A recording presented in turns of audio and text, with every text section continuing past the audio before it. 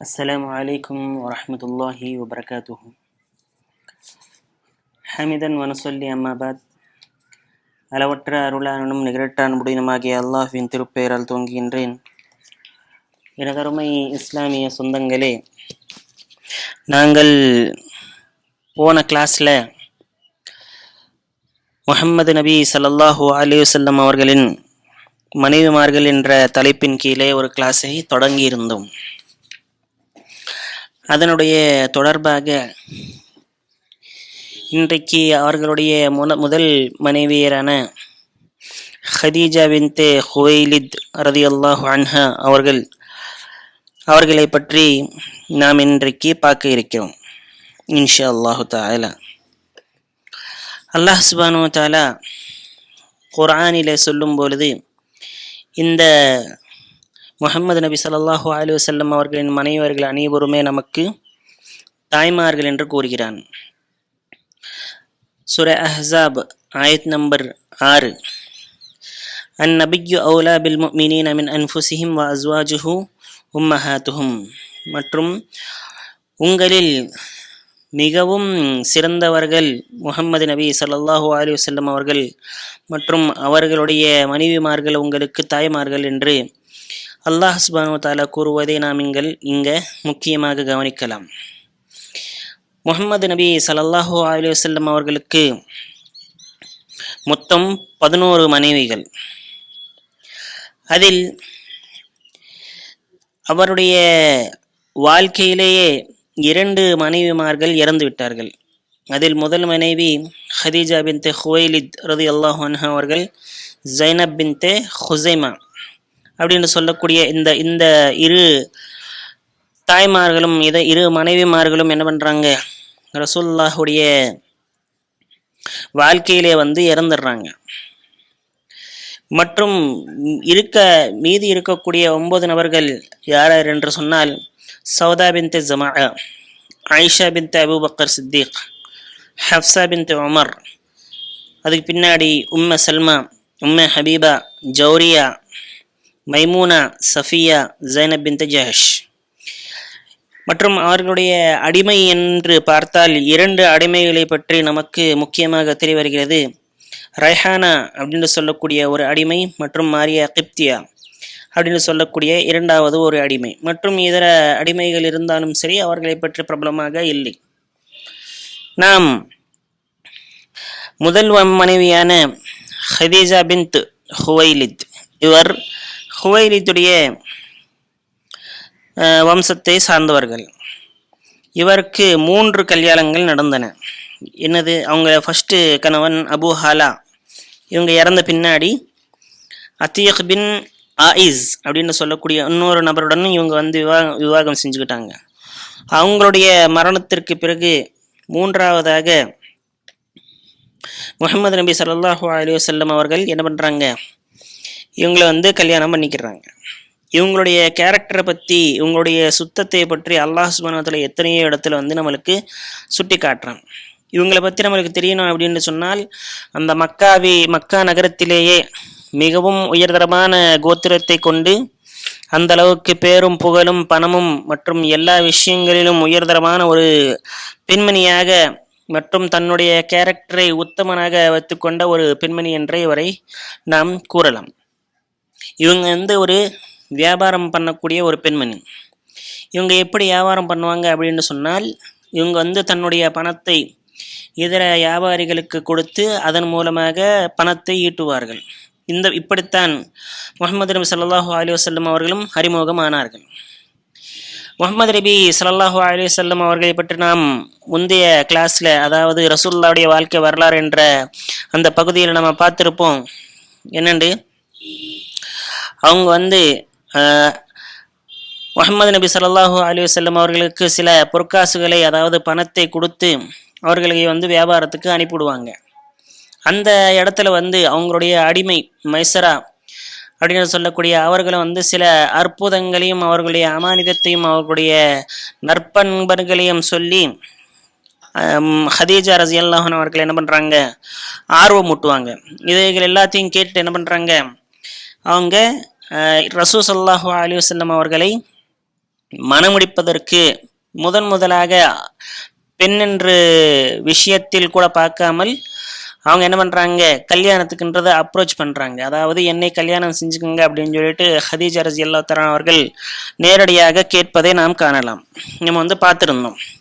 இவங்களுடைய தன்னிச்சைகள், அதாவது அவர்களுடைய தற்சிறப்புகள் அப்படின்னு சொல்லிட்டு பார்த்தோம் அப்படின்னு சொன்னா, நம்ம பார்த்த வரைக்கும் இவங்க முதலில் ஈமான் கொண்டு வந்தவர்கள். அவ்வள மன் ஆமனத் பிஹா, அதாவது முஹம்மது நபி ஸல்லல்லாஹு அலைஹி வஸல்லம் அவர்கள் மீது முதலாக ஈமான் கொண்டு வந்த, விசுவாசத்தை கொண்டு வந்த, அவர்களை உண்மைப்படுத்திய பெண்மணியில் முதல் நபராக இவர்கள் திகழ்வார்கள். இவர்கள் இவருடைய தாவாவை கொண்டு, இவருடைய தர்பையாவை கொண்டு 2 நபர்கள் என்ன பண்றாங்க, முதல்ல இஸ்லாத்தை கொண்டு வருவதையும் நாம் பார்க்கலாம். முதலில் யாரு, அலி பின் அபி தாலிப், அலி ரலியல்லாஹு தஆலா அவர்கள் மற்றும் ஸைத் பின் ஹாரிசா. இவங்க 2 பேருமே என்ன பண்றாங்க, ஹதீஜா ரலியல்லாஹுடைய அந்த வளர்ப்புல தான் இருந்தாங்க. இவங்களுடைய வளர்ப்பு எந்த அளவுக்கு இருந்துச்சு அப்படின்னு சொன்னா, ரசூலுல்லாஹ் என்றால் மிகவும் மரியாதையாகவும், எவ்வளவோ என்னது அன்புக்குரியவராகவும், எப்படியெல்லாம் மரியாதை காட்ட வேண்டுமோ அப்படியெல்லாம் அவங்க செஞ்சுக்கிட்டு இருந்தாங்க. அதனால்தான் என்ன பண்றாங்க, இவங்க 2 பேருமே ரசூல் ஸல்லல்லாஹு அலைஹி வஸல்லம் அவர்கள் மீது முதலில் ஈமான் கொண்டு வருவதை நாம் காணலாம். இது மட்டும் இல்லாமல் எத்தனை குழந்தைகள் இருந்தாங்களோ, அதாவது ரசூலுல்லாஹ்வுக்கு எத்தனை குழந்தைகள் பிறந்தாங்களோ அவங்க எல்லாருமே ஹதீஜா ரலியல்லாஹுடைய வயிற்றிலிருந்து தான் பிறந்தவங்க, ஒரு இப்ராஹிமை தவிர. இந்த இப்ராஹிம் என்று சொல்லக்கூடியவர் மாரியா கிப்தியாத், அவருடைய முஹம்மது நபி ஸல்லல்லாஹு அலைஹி வஸல்லம் அடிமையுடைய வயிற்றிலிருந்து பிறந்தவங்க. இன்னொரு முக்கியமான விஷயம் என்னவென்றால், இவங்களுடைய சிறப்புகள், இவர்கள் மீது முஹம்மது நபி ஸல்லல்லாஹு அலைஹி வஸல்லம் முழு வாழ்க்கையிலும் ஒரு தடவை கூட கோபப்பட்டது கிடையாது. ஒரு தடவை கூட கோபம் என்பது பட்டதே கிடையாது. இவர் மற்றும் இன்னொரு கல்யாணமும் பண்ணியது கிடையாது. ஹதீஜா நாயகி அவர்கள் உயிருடன் இருந்த காலமெல்லாம் இவர் ஒரு தடவை ஒரே ஒரு மனைவியுடன் தான் இருந்தாங்க. அடுத்து இவங்க கல்யாணன்றதே பண்ணவே இல்லை. அவங்க அவங்க ரசூல் ஸல்லல்லாஹு அலைஹி வஸல்லத்துக்கு 50 வயசு வரைக்கும் என்ன பண்றாங்க, வேற கல்யாணமே பண்ணல. இவங்க என்ன பண்றாங்க, 24 வருடம் 6 மாதங்கள் உயிருடன் இருந்தார்கள். அப்பொழுது வரைக்கும் என்ன பண்றாங்க, வேற ஒரு இதையே அவங்க வேற ஒரு கல்யாணம்ன்றதே வேற ஒரு பெண்ணையும் யோசிக்கவே இல்லை. வேற ஒரு அடிமையும் இவங்க என்ன பண்ணல, வைக்கவே இல்லை. இவங்களுக்கும் நிறைய கஷ்டங்கள் வந்துச்சு, இன்ப துன்பங்கள் இருந்துச்சு. ஏன்னு சொன்னால், ஜாஹிலியா காலத்துல அபூ ஜஹலுடைய மகன்கள் உத்பா மற்றும் உத்தைபா, உத்பாவுக்கு ருக்கையாவையும் உத்தைபாவுக்கு உம்மு குல்சையும் என்ன பண்றாங்க, கல்யாணம் முடிச்சு வச்சாங்க. இஸ்லாம் வந்த பின்னாடி இந்த அபூ ஜஹல் என்பவன் என்ன பண்றான், தன்னுடைய 2 மகன்களையும் ஊசிப்பேத்தி அந்த ரசூலுல்லாஹுடைய 2 மகள்களையும் விவாகரத்து கொடுக்கும்படி சொன்னான். அதற்கு அவங்களும் என்ன பண்றாங்க, ஒத்துப்பாடி விவாகரத்தும் கொடுத்துட்டாங்க. தன்னுடைய கண் முன்னாடியே தன்னுடைய மகள்கள் வாளாவெட்டியாக இருப்பதை கன்று என்ன பண்றாங்க, மிகவும் வருந்தினாங்க. இந்த மாதிரி அவங்களுக்கு இந்த இஸ்லாத்துக்கு நிறைய விஷயங்கள் நடந்துச்சு. ஆனா அல்லாஹ் சுப்ஹானஹு வ தஆலா அவங்களை கைவிட்டுட்டானா அப்படின்னு சொன்னா நிச்சயமா கிடையாது. ஏன்னு சொன்னால், அதற்கு பின்னாடி உஸ்மான் பின் அஃபான், அதாவது 3வது ஹலீஃபாவான உஸ்மான் ரலியல்லாஹு தஆலா அன்ஹு அவர்களை ருக்கையாவுக்கு முதலில் கல்யாணம் முடித்து வைத்தான். அவர்களுடைய மரணத்திற்கு பிறகு உம்மு குல்சூமையும் என்ன பண்றாங்க, அவங்க 2வது கல்யாணமாக பண்ணிக்கிறாங்க. இன்னொரு கஷ்டமும் அவங்களுடைய வாழ்க்கையில் என்ன வந்துச்சு, முதல் ஹிஜ்ரத்தான தாயிஃபுக்கு ஹிஜ்ரத்து சென்றப்போ உஸ்மான் ரலியல்லாஹு தஆலா அவர்களும் ருக்கையா ரலியல்லாஹு அன்ஹா அவர்களும் என்ன பண்றாங்க, ஹிஜ்ரத் செஞ்சு போறாங்க. தன்னுடைய கண் முன்னாடியே மக்கா விட்டு தன்னுடைய மருமகனும் தன்னுடைய மகளும் போறாங்களே அப்படின்னு சொல்லிட்டு அந்த கவலை அவங்களுக்கு எவ்வளவோ இருந்துச்சு. அதனாலையும் கூட என்ன பண்றாங்க, அவங்க அந்த கஷ்டத்தையும் நிறையவே தாங்கிட்டாங்க. அதற்கு பின்னாடி நம்ம பார்த்தோம் அப்படின்னு சொன்னா, இவங்க ஹதீஜா ரலியல்லாஹு தஆலா அவர்கள் 10 வருடங்கள் இவங்களுக்கு துணையாகவே இருந்தாங்க. இந்த நுபுவத்து கிடைத்ததற்கு பின்னாடி 10 வருடங்கள் அவங்களுக்கு துணையாக இருந்தாங்க. உதாரணத்துக்கு நம்ம பார்த்தோம் அப்படின்னு சொன்னால், ரசூலுல்லாஹுக்கு நபி பட்டம் கொடுப்பதற்கு முன்னாடி சில காலங்களுக்கு முன்னாடி என்ன ஆச்சு, அவங்க ஹீரா குகைக்கு போயிடுவாங்க. ஹீரா குகைக்கு போன பின்னாடி அங்க என்னென்னலாம் விஷயங்கள் நடந்துச்சுன்னு நம்மளுக்கு தெரியும். ரசூல் ஸல்லல்லாஹு அலைஹி வஸல்லம் அவர்களுக்கு அங்கே கொண்டு போய் சாப்பாடு கொடுக்கறது. சில நேரங்களில் இவங்களே போய் என்ன பண்ணுறாங்க, அந்த ஹீரா குகையின் மேலே ஏறி அவங்களோட கொஞ்ச நேரம் வந்து டைமை ஸ்பெண்ட் பண்ணிட்டு வருவாங்க. இந்த மாதிரிலாம் வந்து நடந்துச்சு. அதுக்கு பின்னாடி முதல் வஹி வந்தப்போ என்ன பண்ணுறாங்க, ரசூலுல்லாஹுக்கு வந்தப்போ ஜம்மிலூனி ஜம்மிலூன் அப்படி இப்படின்னு சொல்லிட்டு என்னது ஹதீஜா ரலியல்லாஹு தஆலாவுக்கு சொல்லுவாங்க. சொன்ன பின்னாடி என்னவாகும், அவங்களுக்கு போர்வையை போத்தி அவங்களுக்கு வந்து ஆறுதலான வார்த்தைகளை கூறினாங்க. அல்லாஹ் சுப்ஹானஹு வ தஆலா நிச்சயமாக உங்களை வந்து எப்போவுமே வந்து வீணாக்கி விட மாட்டான், நீங்கள் நற்காரியங்களை செய்தீர்கள், ஏழைகளுக்கு துணையாக இருப்பீர்கள், சொந்தக்காரர்களை சேர்ப்பீர்கள் அப்படின்னு சொல்லிட்டு நிறைய விஷயங்களை, ஆறுதலான விஷயங்களை கூறி அவங்களை வந்து பக்கபலமாக நின்றது ஹதீஜா பின்த் ஹுவைலித் ரலியல்லாஹு அன்ஹா அவர்கள். இது மட்டும் இல்லாமல் தனது சித்தப்பாவான வர்கா பின் நௌஃபல் அவர்களிடம் கொண்டு போய் என்ன பண்றாங்க, சரியான ஒரு தீர்ப்பை, அவங்களுடைய அந்த உடன்படிக்கை, அதாவது அவங்களுடைய அந்த ஒத்துப்பை என்ன பண்றாங்க, ரெட்டிப்பு செய்யறாங்க. அதுக்கு பின்னாடி சரியான மஷூரான்றது, சரியான ஆலோசனை என்பது கொடுக்குறாங்க. நிறைய விஷயங்களில் அவங்களுக்கு வந்து பக்கபலமாக நின்றாங்க. இந்த இஸ்லாம் வந்து பின்னாடி அவங்களுடைய பணத்தை, முழு பணத்தையும் தியாகம் செய்து முஹம்மது நபி ஸல்லல்லாஹு அலைஹி வஸல்லம் அவர்களுக்கு உறுதுணையாக நின்றவர்கள் யாரு, ஹதீஜா ரலியல்லாஹு அன்ஹா அவர்கள். ஒரு நாள் ஹதீஜாவுடைய மகளான ஃபாத்திமா ரலியல்லாஹு அன்ஹா அவர்கள் என்ன பண்றாங்க, ரசூலுல்லாஹுடைய மீது அந்த ஒட்டகத்துடைய குடல்கள் அபூ ஜஹல் போட்டவுடன் யாருடைய கணக்கிலையும் எடுத்துக்கிறாமல், இஸ்லாத்துடைய எதிரிகள் எத்தனை பேர் இருந்தாலும் சரி, ஃபாத்திமா ரலியல்லாஹு அன்ஹா அவர்கள் என்ன பண்றாங்க, அவங்கள எல்லாத்தையும் எதிர்த்துட்டு இவங்க மட்டும் போய் தனியாக அந்த குடலை வந்து தனியாக எடுத்து போறாங்க. அதுக்கு பின்னாடி ஹதீஜா ரலியல்லாஹு தஆலா அவர்கள் அபூ தாலிபுடைய மலையில் 3 வருடங்கள் தனியாக கஷ்டப்பட்டாங்க. எந்த ஒரு மனைவியும் செய்யாத அந்த தியாகங்களை எல்லாம் இவங்க வந்து செஞ்சதுண்டு. அதற்கு பின்னாடி இந்த உம்மத்துடைய சிறந்த தலைவி அப்படின்னு சொல்லிட்டு பேர் வாங்கினாங்க. அல்லாஹுடைய நபி ரசூல் ஸல்லல்லாஹு அலைஹி வஸல்லம் என்ன சொல்றாங்க, அஃஸலுன் நிஸாஇல் ஸ்வர்க்கத்தில் தலைவிகளாக திகழக்கூடிய நபர்கள் 4 பெயர்கள். யாரது, ஹதீஜா பின்த் ஹுவைலித், அதாவது ரசூலுல்லாஹுடைய முதல் மனைவி. இவர்தான் முதலாக என்ன பண்ணுவாங்க, ஸ்வர்க்கத்தில் வந்து தலைவியாக இருப்பார்கள். அது பின்னாடி ஃபாத்திமா பின்த் முஹம்மது ரசூல் ஸல்லல்லாஹு அலைஹி வஸல்லமுடைய குழந்தை ஃபாத்திமா. அதுக்கு பின்னாடி மரியம் பின்த் இம்ரானுடைய மகள் மரியம், அதாவது ஈசா நபியுடைய அம்மா அவர்கள்.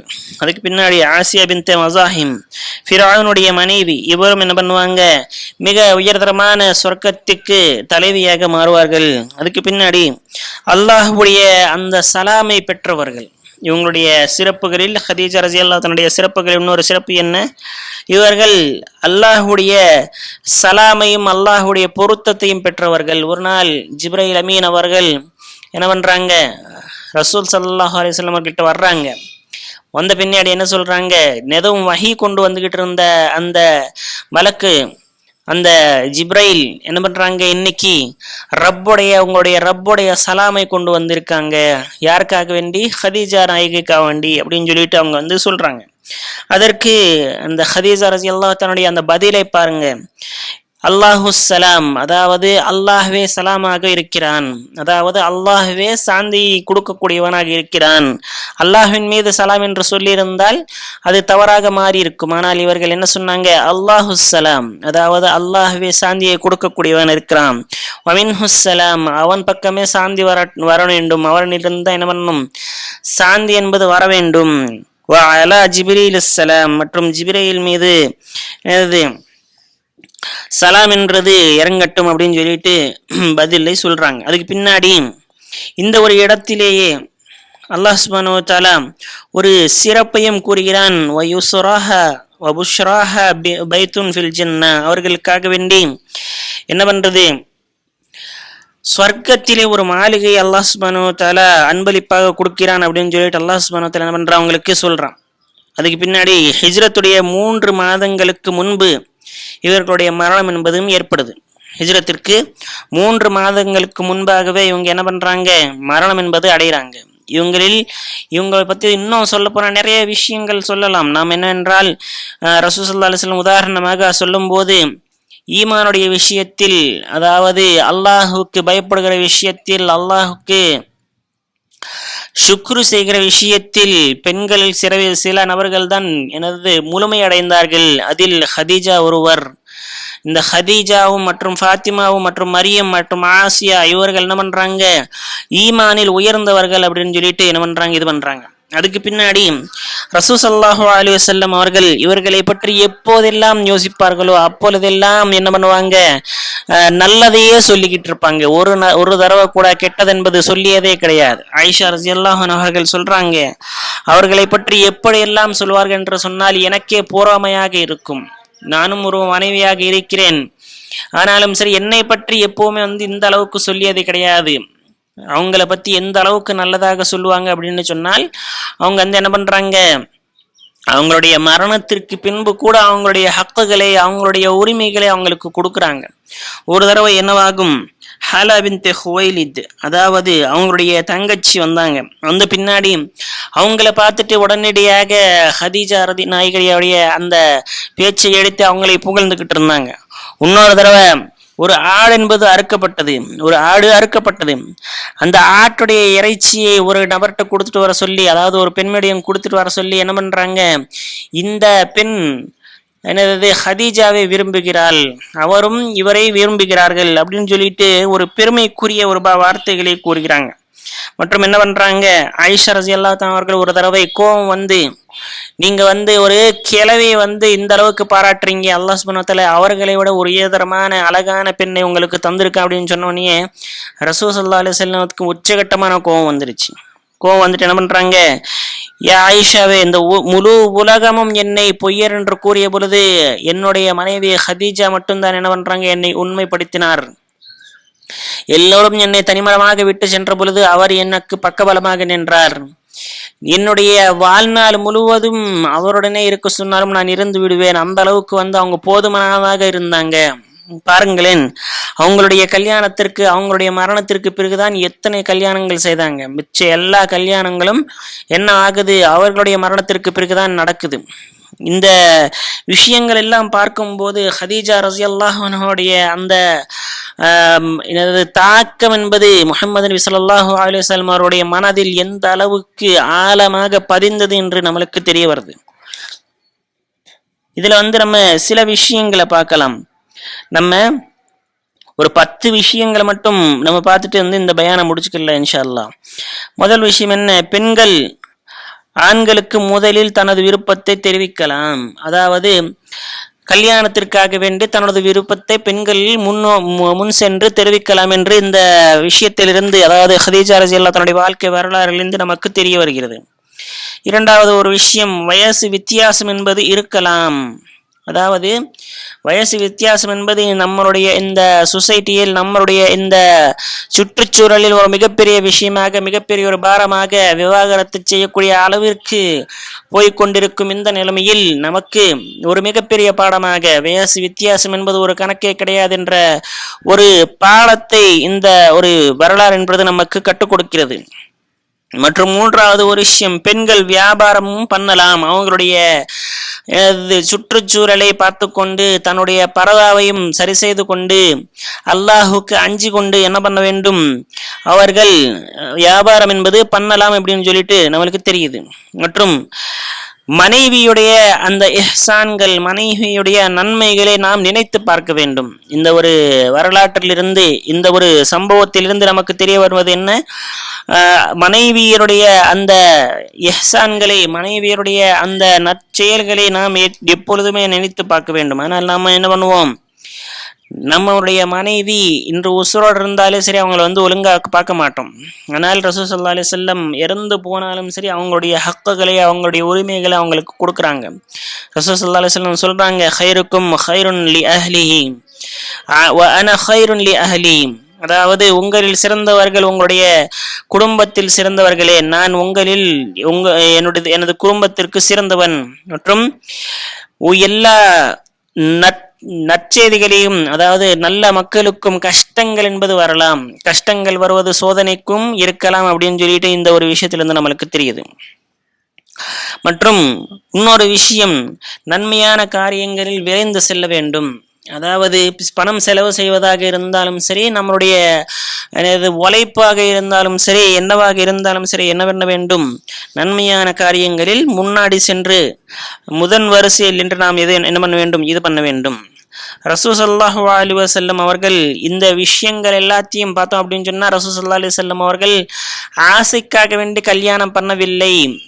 அதாவது அவங்க வந்து காம வெறி பிடிச்சவங்க அப்படின்னு சொல்லிட்டு நிறைய பேர் சொல்றாங்கல்ல, அதுக்கு ஒரு பக்கமான ஆதாரம் என்னது? ஒரு உறுதியான ஆதாரம் ரசூல் ஸல்லல்லாஹு அலைஹி வஸல்லம் இந்த முதல் திருமணம். அவங்களுக்கும் ரசூல் ஸல்லல்லாஹு அலைஹி வஸல்லம்க்கும் 15 வயது, 15 வருடங்கள் வயசு வித்தியாசத்தில் ரசூல் ஸல்லல்லாஹு அலைஹி வஸல்லம் என்ன பண்றாங்க? கல்யாணன்றதை செஞ்சுக்கிறாங்க. அல்லாஹ் அக்பர். பாருங்க, ஒரு நபர் தன்னுடைய காம இச்சைகளை தீர்ப்பதற்கு இத்தனை வயசு டிஃப்ரெண்ட் யாராவது என்னது தேர்ந்தெடுப்பாங்களா அப்படின்னு சொல்லிட்டு நிச்சயமா கிடையாது. அப்போ பார்க்கணும் அப்படின்னு சொன்னா, ரசூலுல்லாஹ்வுடைய தேவைக்காக வேண்டி கல்யாணம் செய்து கொண்டார்களே தவிர காமத்திற்காக வேண்டியும் காம இச்சைகளுக்காக வேண்டியும் அவர்கள் செய்யவில்லை அப்படின்னு சொல்லிட்டு நம்மளுக்கு இந்த இதில் தெரியுது. மற்றும் இன்னொரு மூன்றாவது ஒரு ஆதாரம் என்ன? ரசூல் ஸல்லல்லாஹு அலைஹி வஸல்லம் ஹதீஜா நாயகி அவர்கள் உயிருடன் இருக்கும் வரை வேற கல்யாணமே பண்ணல. அவங்க வந்து போதுமானதாக இருந்தாங்க. முழுமையான ஒரு முழுமையான ஒரு சந்தோஷத்தை அவர்கள் கொடுத்தார் என்றுதான் சொல்ல வேண்டும். இறுதியில் அல்லாஹ் சுப்ஹானஹு வ தஆலா துஆ என்னவென்றால், அல்லாஹ் சுப்ஹானஹு வ தஆலா நமது இந்த முயற்சியை வெற்றி பெறச் செய்யட்டும். ஆமீன். அல்லாஹ் சுப்ஹானஹு வ தஆலா நம்மளுடைய வாழ்க்கையில் இந்த உயர்தரமான மனிதர்களுடைய அந்த கேரக்டரையும் அந்த பண்புகளையும் நம்மளுடைய வாழ்க்கையும் வர செய்யட்டும். ஆமீன். வ ஆகிர் தஅவானா அல்ஹம்துலில்லாஹி ரப்பில் ஆலமீன். அஸ்ஸலாமு அலைக்கும் வரஹ்மத்துல்லாஹி வபரகாத்துஹு.